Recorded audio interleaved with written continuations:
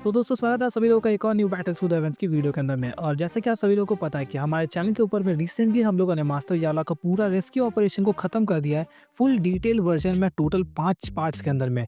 तो अब हम लोगों का मेन टॉपिक आता है कि श्वेन उसके अंदर में इतना ज़्यादा घायल हुआ है कि लिटरली वो मर चुका है। उसकी बॉडी इतनी ज़्यादा डैमेज हो चुकी है कि उसको बचा पाना लगभग इम्पॉसिबल है। तो श्वेन इस चीज़ से बचेगा कैसे, और इसी प्रोसेस के दौरान अगर श्वेन बच भी जाता है तो वो दोजूम क्लास में ब्रेक थ्रू करने कैसे वाला है। तो हमारी इस वीडियो का मेन टॉपिक यही है। तो चलिए बिना किसी टाइम को वेस्ट किए हम लोग वीडियो को स्टार्ट करते हैं। तो जैसा कि हम सभी को पता है कि मास्टर याला को बचाने के बाद वहाँ पे 2 और पावरफुल क्यानजुन्स आ चुके थे, यानी कि ब्लैक और व्हाइट क्यानजुन।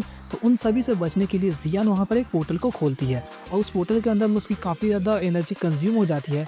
लेकिन फाइनली वो पोर्टल सभी लोगों के लिए काम आ जाता है और वो सभी लोग तकरीबन हज़ारों किलोमीटर दूर वहाँ से एक ग्रासलैंड में पहुँच जाते हैं। वहाँ पर पहुँचने के बाद ही जियान की बॉडी के पास में जो पर्पल ऑरा था वो अचानक से एकदम कम होने लगता है और उसका जो अडल्ट फॉर्म था उससे वो वापस से बच्ची वाली फॉर्म में आ जाती है।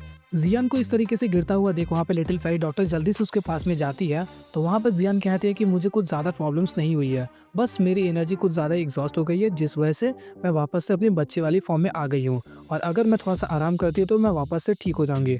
और ऐसा कहते ही अपने माथे पर जो पसीना था उसे पोंछ कर वो कहती है कि सबसे पहले आके श्वेन को चेक करो। जियान की इन सभी बातों को सुनकर फन जुनजी जल्दी से श्वेन के पास में जाते हैं और उसके पल्स को चेक करने लगते हैं। और जैसे ही उसके पल्स को वो चेक करते हैं तो उनका चेहरा काफी ज्यादा ढल जाता है, जिसे देखने के बाद सभी लोग समझ गए कि श्वेन की हालत यहाँ पर अच्छी नहीं है और उन सभी लोगों का भी दिल बैठ जाता है। तभी उसी दौरान श्वेन के स्टोरेज रिंग से मास्टर यालो का सोल बाहर आता है और मास्टर यालो सबसे पहले बाहर आते ही श्वेन को चेक करते हैं। श्वेन की हालत को चेक करने के बाद ही एलएफडी वहाँ पर पूछती है कि आखिर श्वेन का अभी क्या हालात है। तो वहाँ पर मास्टर यालो उदास होते हुए कहते हैं कि इसके जो वेन्स है वो पूरी तरीके से बर्बाद हो चुके हैं और साथ ही साथ इसके बॉडी के लगभग 70% जो हड्डियां है वो पूरी तरीके से चकनाचूर हो चुकी है।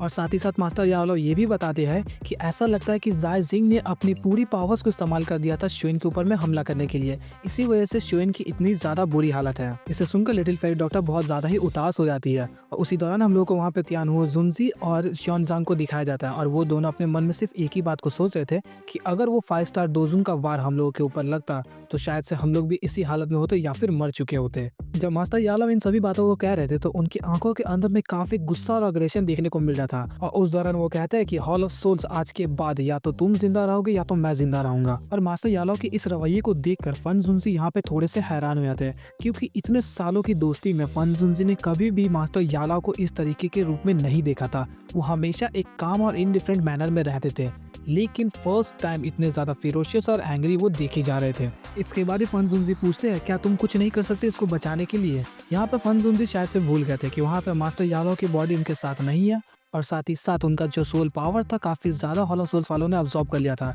जिस वजह से इस कंडीशन में श्वेन को हील कर पाना मास्टर यालो के लिए लगभग इम्पॉसिबल था। फन जुनजी की इन बातों को सुनकर मास्टर यालो वहाँ पर श्वेन के पास में बैठ जाते हैं और उनके बॉडी के अंदर में काफी ज्यादा स्ट्रॉन्ग किलिंग इंटेंट आ रहा था, जिसे देखकर फिर से वहाँ पर फन जुनजी शॉक हो गया था कि इतनी जल्दी से मास्टर किसी को भी मारने के लिए उतावले नहीं होते।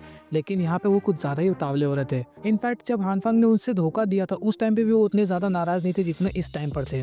तभी वहाँ पर फन जुनजी उन्हें शांत कराते हैं और कहते हैं कि कितनी मुश्किल से तुम्हें श्वेन ने उस चंगुल से निकाला है और अगर तुम फिर से जाके वहाँ पे फंस जाओगे तो तुम्हें बचा पाना इस बार इम्पॉसिबल होगा। इसलिए हम लोग का फर्स्ट प्रायोरिटी होना चाहिए श्वेन को हील करना, ना कि बदला लेना। तो इसे सुनकर मास्टर यालो वहाँ पर शांत हो जाते हैं और श्वेन की पल्स को चेक करने लगते हैं फिर से। तो इस दौरान मास्टर यालो खुद को काफी ज्यादा हेल्पलेस फील कर रहे थे, क्योंकि एक टाइम पर पूरे दोकी कॉन्टिनेंट के ऊपर में एक नाम काफी ज्यादा फेमस था जो कि था याओ जुनजी, एक ऐसा लौंडा जिसने पूरी टोकी कॉन्टिनेंट को अकेला हिला के रख दिया था और सब कोई चाहता था कि वो उसे अपना दोस्त बना ले, लेकिन उसे अपना दोस्त बना पाना यहाँ तक कि उससे मिल पाना भी काफी लोगों के लिए नामुमकिन रहता था। और वो आदमी आज इतना ज्यादा हेल्पलेस फील कर रहा है अपने डिसाइपल को बचाने में, ये फीलिंग सिर्फ और सिर्फ मास्टर यालो ही समझ सकते थे। जब मास्टर यालो श्वेन की पल्स को चेक कर रहे थे तो उस दौरान वहाँ पे जितने भी लोग थे सभी लोग काफी ज्यादा शांत थे, क्योंकि मास्टर यालो के वो लोग फोकस को तोड़ना नहीं चाहते थे। फिर थोड़ी देर बाद ही मास्टर यालो अपनी आंखों को खोलते हैं और कहते हैं कि इसकी कंडीशन जो है वो पहले से काफी ज्यादा बेटर है। इसे सुनने के बाद सभी लोग काफी राहत की सांस लेते हैं। वहाँ पर मास्टर यालो वहाँ पर बताते हैं कि इस लड़की की कॉन्स्टिट्यूशन यानी कि कल्टीवेशन जो है वो बाकी सभी लोगों से काफी ज्यादा अच्छी है, जिस वजह से इसने इतने पावरफुल हमले को भी एंड्योर कर लिया। साथ ही साथ इसके बॉडी के अंदर में एक हेवनली फ्लेम है जो कि इसकी हार्ट को प्रोटेक्ट कर रहा है। अब आप लोग कमेंट करके बताओ कि ऐसा कौन सा हेवनली फ्लेम है जो कि उसके हार्ट को प्रोटेक्ट करके रखा है। उसके साथ-साथ उसके बॉडी के अंदर में एक और ऐसा हेवनली फ्लेम है जो कि इसकी बॉडी की जितनी भी इंजरीज है उन सभी को रिपेयर करने में काम कर रहा है। तो यहीं पर एलएफडी कहती है क्या ये 3000 बर्निंग फ्लेम है? तो वहीं पर मास्टर याला उसका रिप्लाई देते हुए कहते हैं कि 3000 बर्निंग फ्लेम के पास में एक ऐसी तरीके की एबिलिटी हमें देखने को मिलती है कि वो किसी भी तरीके की इंजरीज को काफी तेजी से रिकवर करा सकता है। शेन के बेहोश होने के बावजूद 3000 बर्निंग फ्लेम अभी भी वहां पर एक्टिवेटेड है और उसकी बॉडी के इंटरनल इंजरीज को अभी भी हील कर रहा है, और अगर इसे कहीं से भी स्टार्स की पावर्स मिल जाए तो ये जल्दी से जल्दी शेन को रिकवर भी कर देगा। तो इसे सुनने के बाद फन जुनजी वहां पे थोड़ा सा चौंक जाते हैं और हंसते हुए उसे कहते हैं कि तुम्हें स्टार्स की पावर्स चाहिए, तो इसके लिए चलो फॉलिंग स्टार पवेलियन में चलते हैं। और इसे सुनकर सभी लोग थोड़ा सा कंफ्यूज थे, तो वहां पर फन जुनजी उन सभी के कंफ्यूजन को क्लियर करते हुए बताते हैं कि फॉलिंग स्टार पवेलियन एक्चुअली में एक मेटेराइट स्टोन के ऊपर में बनाया गया है जो कि काफी सालों पहले इस धरती पर आके गिरा था, और वो मेटेरॉइड अभी भी स्टार्स की पावर्स को गैदर करता है बिना उसे बिखेरे हुए, और इतने सालों में उसने काफी अमाउंट ऑफ स्टार्स की एनर्जी को अब्सॉर्ब करके रखा हुआ होगा। इसे सुनने के बाद बाकी सभी लोग थोड़ा सा खुश होते हैं और मास्टर यालाओ के चेहरे के ऊपर में एक अजब सी ही खुशी आ जाती है।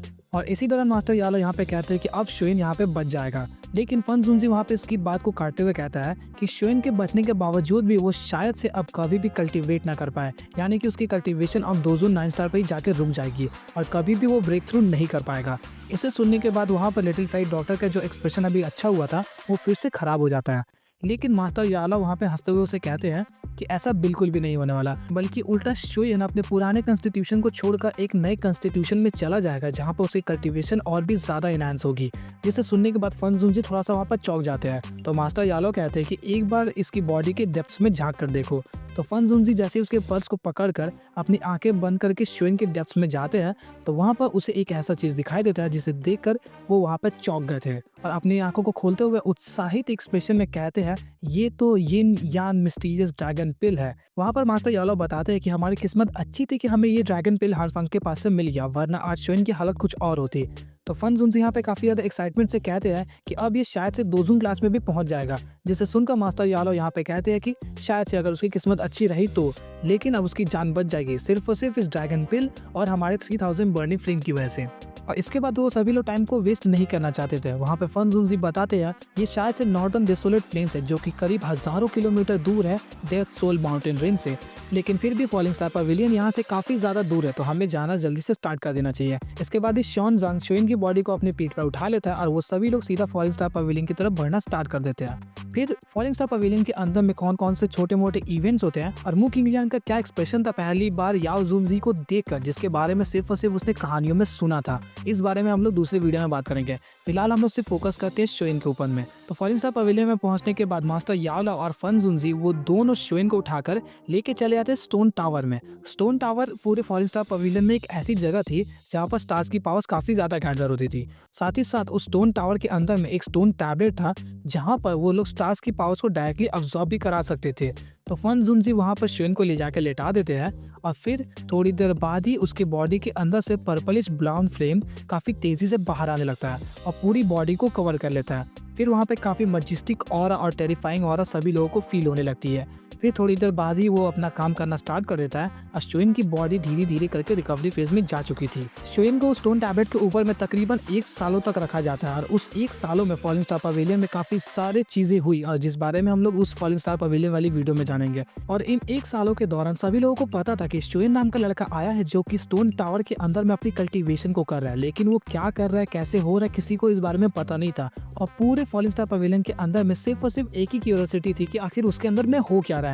उस स्टोन टावर के पास में किसी को भी जाना अलाउड नहीं था सिवाय मास्टर याओ और फन जुनजी के, और शायद से लिटिल फाइट डॉक्टर भी वहाँ पर जाती थी क्योंकि हम लोगों को इन फ्यूचर वहाँ पे उसकी प्रेजेंस को दिखाया जाता है। और उसके अलावा कोई भी फॉलिंग स्टार पवेलियन के ग्रेट एल्डर्स तक वहाँ पे नहीं जा सकते थे, इतनी टाइट सिक्योरिटी थी उस टावर के पास में। शुएन को स्टोन टैबलेट के ऊपर में काफी ज्यादा समय बीत गया और समय पानी की तरह बहता चला गया। तकरीबन 1 साल बीत चुके थे और लिटिल फाइट डॉक्टर उस स्टोन टैबलेट के पास में खड़ी थी और उसके मन में सिर्फ एक ही बात चल रहा था कि इस पत्थर के ऊपर में तुम कब तक पत्थर की मूर्त बने हुए पड़े हुए रहोगे। और इस दौरान एलएफडी के चेहरे के ऊपर में काफी दुखी सा एक्सप्रेशन था। तभी उसके बाद लिटिल फाइट डॉक्टर के मुंह से एक आवाज निकलती है जिसमें वो कहती है, क्या तुम्हें शूनर और मेडुसा के कोख में पड़ रहे उस बच्चे के बारे में भी बिल्कुल ख्याल नहीं है? इसी वजह से तुम इसके ऊपर में इतने सालों से सोए हुए हो। और ऐसा कहते ही जैसे वो मुड़ने वाली थी तभी उसे ऐसा लगता है कि शुएन का वो जो छोटी उंगली है वो थोड़ा सा हिलता है और वो कंफर्म थी कि उसका ये कोई वहम नहीं था बल्कि ये सच्चाई था। जिसके बाद ही श्वेन की बॉडी के पास से काफ़ी ज़्यादा मैजेस्टिक ऑरा वहाँ पे निकलने लगता है और इसे देखकर लिटिल फेरी डॉक्टर वो स्टोन टैबलेट से पीछे हट जाती है, क्योंकि वो मैजेस्टिक ऑरा किसी और चीज़ का नहीं बल्कि 3000 बर्निंग फ्लेम का था। और 3000 बर्निंग फ्लेम की पावर्स इतनी ज़्यादा है कि लिटिल फेरी डॉक्टर भी उस चीज़ को इंड्योर नहीं कर पाती, जिस वजह से वो वहाँ पे पीछे हट जाती है।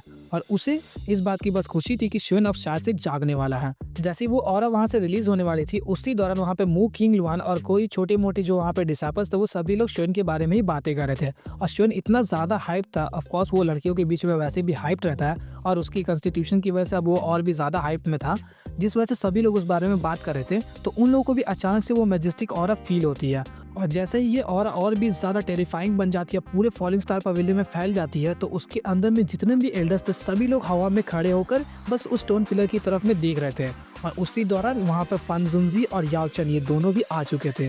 और उसी दौरान वो जो स्टोन टावर था वो पूरी तरीके से पर्पल फ्लेम से भर चुका था, यानी कि उसके अंदर से काफ़ी ज़्यादा पर्पल लाइट बाहर आ रही थी। और थोड़ी देर बाद ही श्वेन के बॉडी के पास से तकरीबन 1000 फीट बड़ा एक पर्पल ड्रैगन इमर्ज होता है और एक काफ़ी तेज़ दहाड़ लगाता है। और उस दहाड़ की वजह से उसके अंदर में एक स्पेशल क्रैक हो जाता है और स्पेशल क्रैक से पूरा वो जो स्पेस था वो पूरा नज़र आने लगता है। और उसके अंदर से एक 1000 फीट तकरीबन लंबा लाइट पिलर नीचे की तरफ में धीरे धीरे आने लगता है। और फिर थोड़ी देर बाद ही थोड़ा सा तेज़ होकर सीधा वो ड्रैगन के साथ में टकरा जाता है और काफ़ी तेज़ रोशनी वहाँ पर फैल जाती है। वहाँ पे काफ़ी ज़्यादा एनर्जी रिपेल्स भी हो रहे थे और जैसे ही वो रोशनी वहाँ से हटती है तो सभी लोगों को श्वेन दिखाई देता है। और श्वेन की बॉडी से इतनी ज़्यादा टेरिफाइंग पावर्स बाहर की तरफ में रिलीज हो रही थी, जैसे कि बिल्कुल पानी की तरह वो बह रहा हो। और मू किंग लुआन जब श्वेन को इस रूप में देखती है और उसके टेरिफाइंग ऑरा को फील करती है, तो उसके मुंह से सिर्फ एक ही शब्द निकलता है, जो कि था दोजुन। तो अब तो हमारा श्वेन भी होश में आ चुका था। उसे समझ आ रहा था कि एक दोजुन की पावर्स कितनी ज़्यादा होती है। एक 9 स्टार दोजोंग और दोजुन के बीच में इतना ज़्यादा बड़ा गैप होता है कि आप लोग इस चीज़ का अंदाज़ा इस बात से लगा सकते हो कि श्वेन की करंट की पावर्स 5 स्टार दोजुन को अपने एंग्री बुद्धा लोटस, जो कि श्वेन ने पहले क्रिएट किया जाइजिन के सामने, उससे काफ़ी आसानी से हरा सकता है और इसे किसी भी तरीके का ब्लैक आइस देखने को भी नहीं मिलेगा। तो अब आप लोग समझ गए होंगे कि श्वेन अब हमारा कौन सी तबाही मचाने वाला है। So that's all for the video. वैसे तो मैं कोई लाइक्स का टारगेट देना नहीं चाहता, लेकिन अगर आप लोग चाहो तो 1K थोड़ा देखने में अच्छा लगता है। तो और भी ऐसी इंटरेस्टिंग ब्यूटी टीच वीडियोस के लिए आप लोग मेरे चैनल को सब्सक्राइब मार के रख लो। तो मिलते हैं आपसे एक और इंटरेस्टिंग वीडियो के साथ, तब तक के लिए गुड बाय। एक सेकंड, जो नेक्स्ट वीडियो आने वाली है उस बारे में बता दूं। नेक्स्ट वीडियो में हम लोग जानेंगे कि इन 1 सालों के अंदर में फॉलिंग स्टार पवेलियन के अंदर में कौन कौन सी चेंजेस है, साथ ही साथ एक नए कैरेक्टर की अपीयरेंस होती है, जिसके बारे में आप लोगों को नेक्स्ट वीडियो में पता चल जाएगा। तो मिलते हैं आपसे नेक्स्ट वीडियो में, तब तक के लिए गुड बाय।